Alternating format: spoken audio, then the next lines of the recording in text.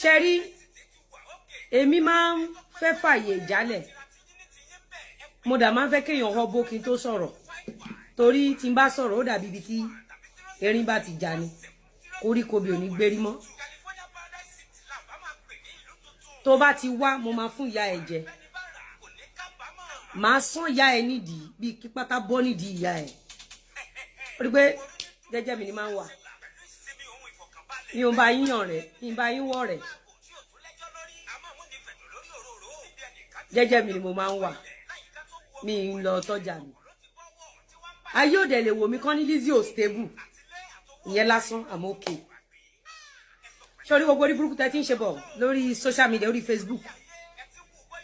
Ọlọ́run ti fi ẹgbàá yín sí mi lọ́wọ́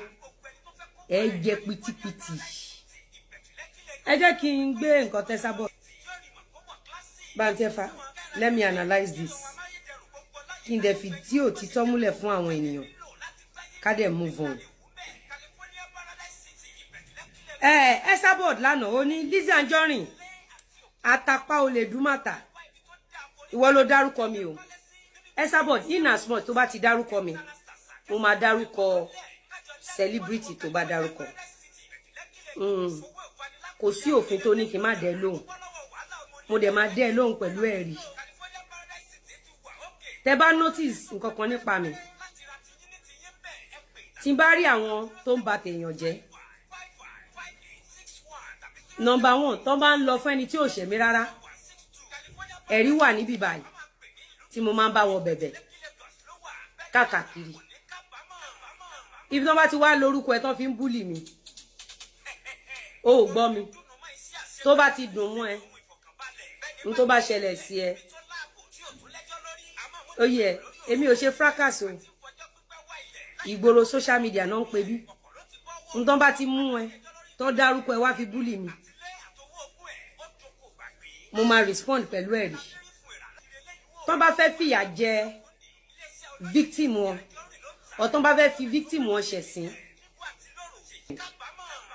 if you happen to be my friend if anything happen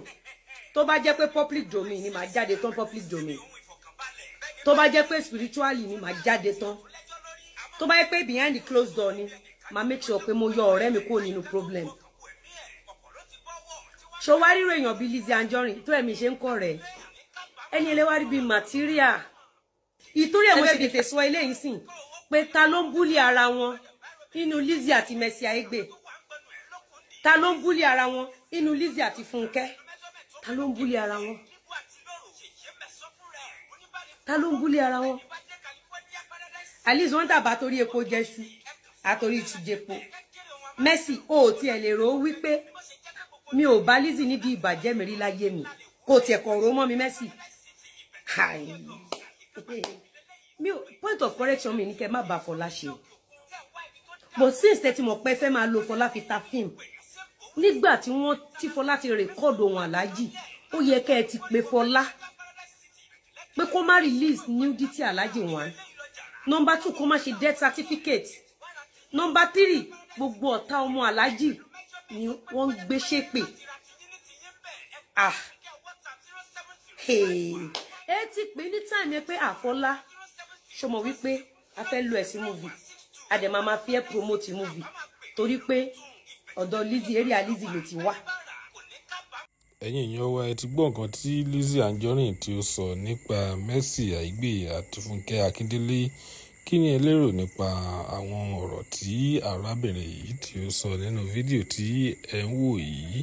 kí lẹ lérò nǹkan tí ẹ bá lérò ẹ tẹ̀ sí comment section ká lè sọ̀rọ̀ nípa rẹ̀ ká lè fọ̀rọ̀ jomitoro ọ̀rọ̀ lórí rẹ̀ ó dìgbà. so mo ẹ ṣe bẹ́ẹ̀ ẹ burú o.